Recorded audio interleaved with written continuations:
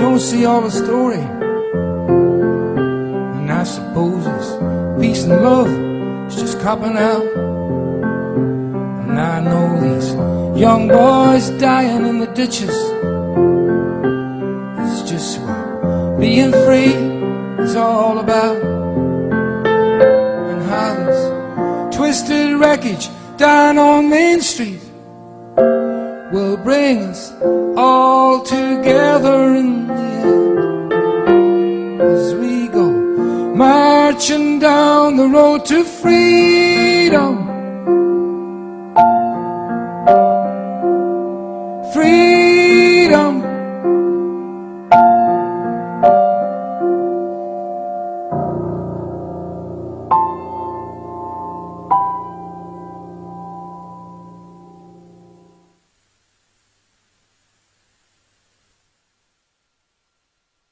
Yeah, Destination Newry, you're welcome. It's in again. It's Destination Newry, you're most welcome.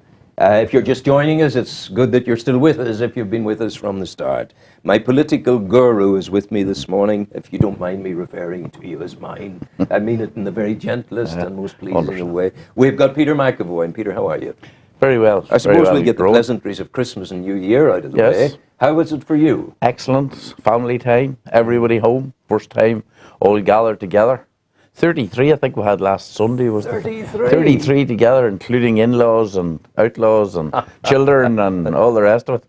But So you would have been keeping a weather eye on politics because Very much, yeah. it was a huge political Christmas. Yes, yeah, we have actually, and we ourselves in the SDLP actually, as people know, would be involved there. We had a meeting quite close to Christmas about the whole business that's going on at the moment. We're talking Haas is right. Yeah. We're talking about Richard Haas. Isn't it interesting? Megan O'Sullivan. Do you remember? You're of a genre that would remember Hans and Lottie Haas. Yes. And they studied wildlife. Yes. And the human progression from chimpanzees. So maybe there's a tie-in there. Except that I think Richard uses a double A in his name. He's hitched double A, double S. So I think they were slightly, they were more the German spelling. But it's But no, it's interesting, yeah. We can't even reach agreement on simple things. We can't reach agreement on, well, I suppose simple might be, it may seem, to people abroad, they may seem simple. To intelligent people. In the sense of, one thing we have reached agreement on, or not reached agreement on, but made a lot more progress on, was the one thing that the parties said we wouldn't reach agreement on, which was the past. Yes. The past was going to be the big issue. The flags and the parades, we knew that was going to be sticky. And that is, if you think about it, I suppose, That's a flag. Down to sheer tribalism. A flag, isn't it? I mean, Hume said one time, you can't eat a flag. That's right. And many others have said things like that. Yeah. But I don't think maybe we as nationalists fully understand the awful importance that unionism in its general term puts on the flag. And to me, one of the biggest steps forward is that the Alliance Party, which would be basically unionist. I mean, all right, there's a bit of nationalism about it, but basically unionist. And I heard somebody referring to Naomi Long as being further to the left than Jerry Kelly at some of the talks. So it would appear that a big section of unionism really don't give a damn about the flag.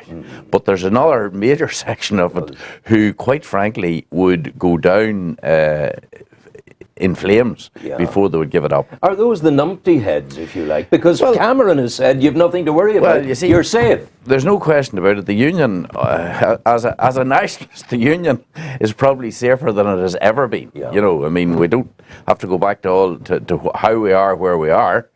But agreements in the past have been broken, and today we are in this wee 6 counties, Northern Ireland, Ulster, call it whatever you want to call it. We are, for the foreseeable future, that's the way it's going to be. It's written in stone. The union is pretty safe. Yeah. I really do not know what the so-called loyalists are actually loyal to. When we look at Scotland, could very well have its own independence long ahead of Ireland without a drop of blood spilt, right? Even Wales is talking about going for autonomy at the moment. So where does that leave the United Kingdom as far as union is concerned? But I suppose the flag issue, the flag issue has always gone deep. And the stupid thing about it is that what they're looking for at the present time, and which hasn't even been contemplated by unionism, was a licensing process on flags, which actually wouldn't have been a bad idea, because what it would have meant was the flags would go up at the beginning of July and they would come down by the end of July. So we'll say 3 or 4 weeks, and everybody would be reasonably happy. I mean, take this town. Like, we're 92% nationalist. That's right. Yet if you're driving into this town, you would think that this was a unionist stronghold. And I remember pointing out once to a leading unionist here that if they have respect for the union flag, then why let it stay on the lamppost from one end of the year to the other till it turns into a rag? Yeah, right? Absolutely. But they don't. For a long time, it doesn't seem to work. For a long time, the Sinn Féiners did that as well, and I challenged them in my column. Yeah. I'm going back 10 years. Oh, you're now. right. Yeah, and to a very and to a limited eventually degree, they started to you do got it. 1 or 2 flags about Barcroft, or you got them about Derrybeg, you got somewhere like that there, and you got them. There's one flies permanently outside Killian Church. In fact, any time that in the past when I've had the pleasure of standing for election up there, I usually put my poster up underneath it, which is also outside Killian Church, so that mass goers coming out can see it. Readily identify your nationalism. Exactly.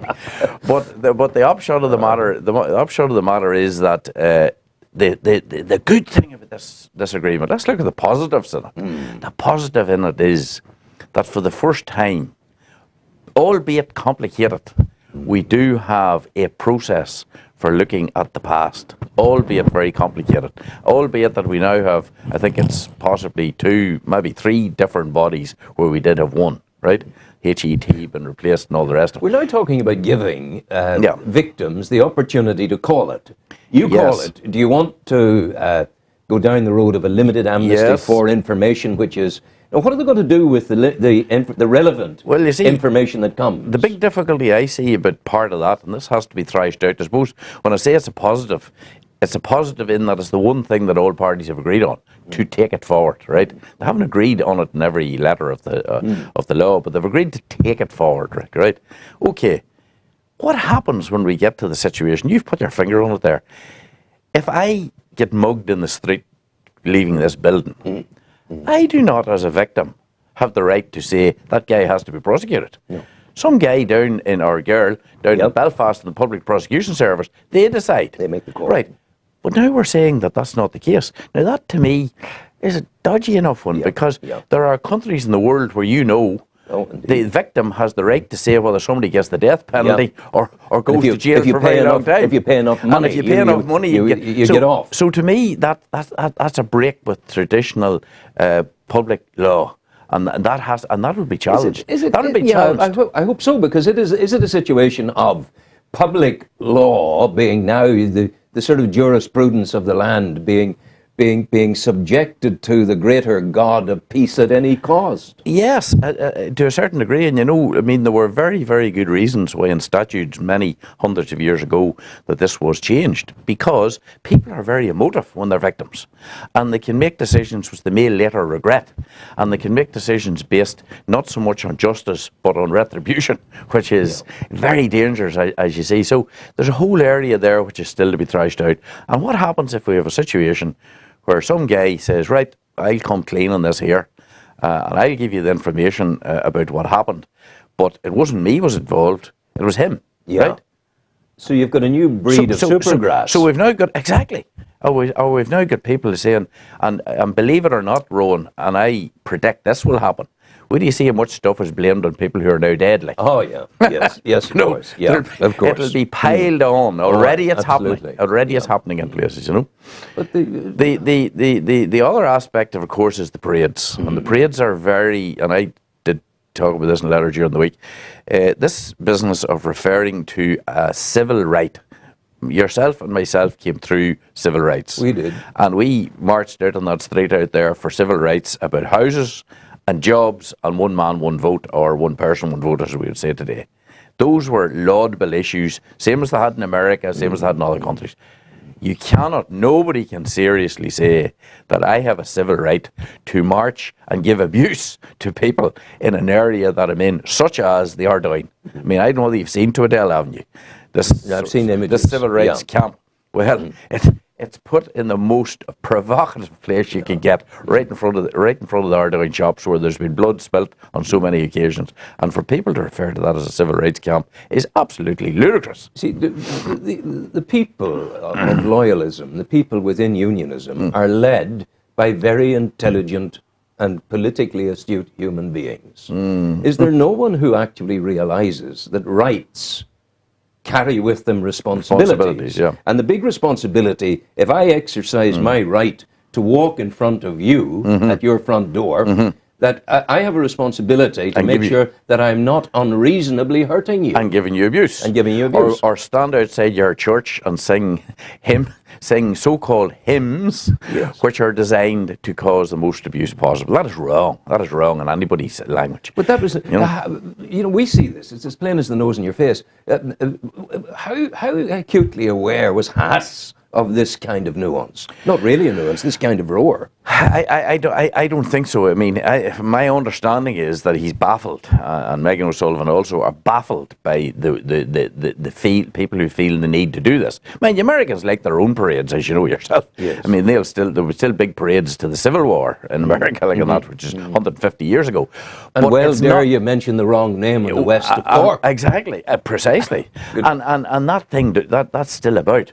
But to say that you will be allowed to do, but you see, I tell you what's happened. From time immemorial, probably from the 1850s, 1860, formation, from the Battle of the Diamond, the formation of the Orange Order. The Orange Order have got used generation upon generation to walking where they will. The Queen's Highway, or the King's Highway as they call it. And that is the bit that they are arguing about at the minute. They're saying we are now being denied the right to walk in what they see as our own country, and they're not talking about Ireland when they're talking about that, you know. So you got that thing there, and I don't know how you get around that mentality. Majority, actually, I would go as far as to say this: the majority of unionism and the majority of Orangeism want nothing to do with some of the blackguardism that follows the marches. They don't. I think that's probably They want the colour, yeah. they want the music, they want the festival, they want the day out. Sure, I love the music and the colour. I've stood in Warren Point and spectated at orange bands going past. But you see, the interesting thing about it is we need to look at these figures. DUP would say they talk for unionism, loyalism, the extreme right side of unionism. DUP represent 28% of the vote. And there was only there was less than 50% of unionists voted in the last elections. So that's 28% of 50%. So what is represented actually by this? Alliance could represent they represent, I think, 10% or something like that. You know, the official unionists, or UUP as they call them, they're about 14%. So you'd have to say to yourself, who are these guys representing in the talks? Well, who exactly were they representing? I think perhaps, and dare I say it, that the tail of the mongrel dog is wagging the pedigree creature of unionism. Without a question. Because by and large, if only back in the early 20s, in 1922, if only it had been possible to bring unionism on board in Ireland, the contribution that unionism could have made to Ireland as a whole, we'd all be benefiting from today. Well, sure. Unfortunately, at that time, Britain did have a strategic and an economic interest in Ireland. They don't have any longer, and that's why cut the paddies loose. That's why Whitelaw was prepared to come out and say that, which at the original Anglo-Irish Agreement, or sorry, the later one.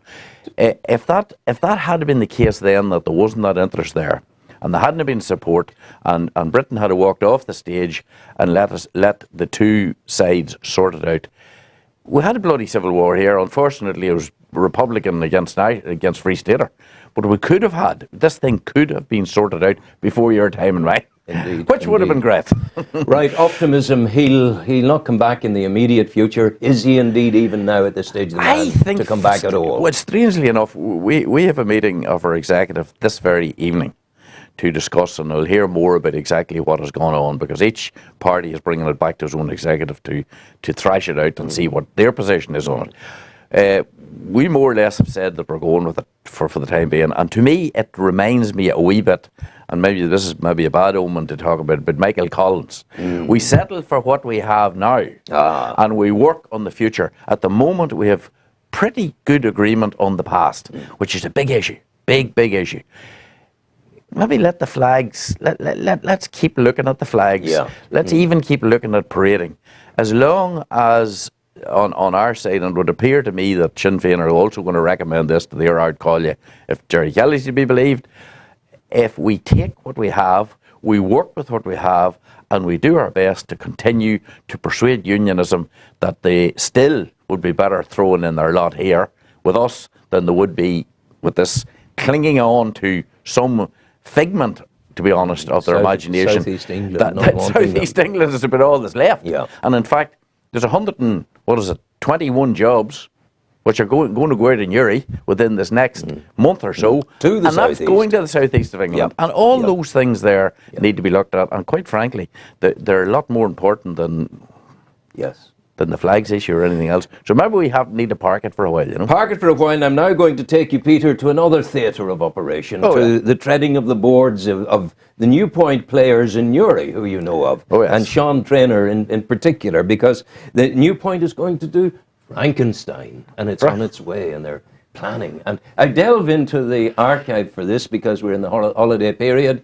We're making use of our wonderful archive, garnered over the last 6 months, would you believe?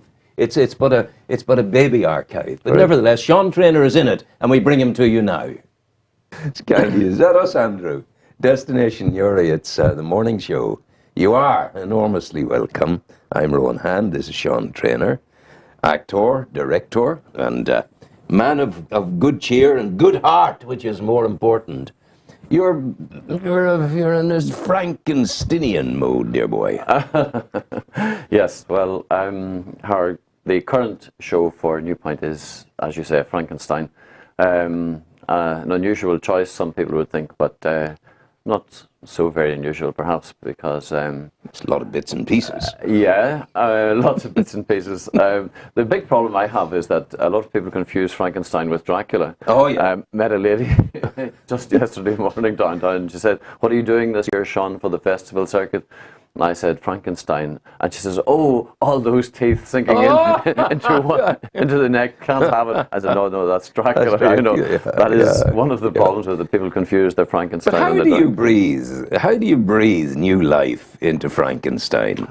Well, as a director, I should say first of all that it's been done many times in many forms. I mean, films and stage shows.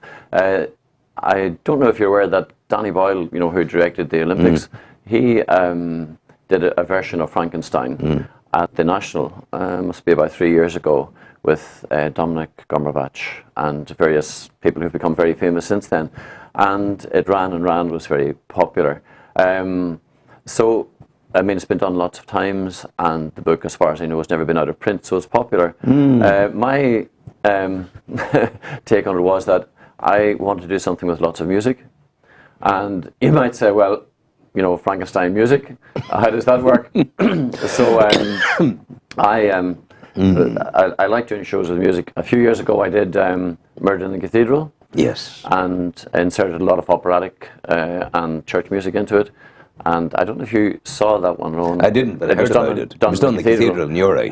By chance, actually. That was an interesting thing, that where that came about. It's another story. But so I looked at the Frankenstein and I said, well, and I looked at the Danny Boyle script, which was written by a colleague of his called Nick Deere. Didn't really think it suited my purposes at all. Looked at an American script. So then I said, well, this time I'm afraid I'm going to have to develop my own script, because I wanted to make it suitable for, as I said, the insertion of music. And indulge myself in the music I like to some extent. And the music that fitted. And so then I sat down and over a few weeks developed a script of my own. So I've written that one. Talk me into the script. Talk me into those moments of opportunity for music. It's a very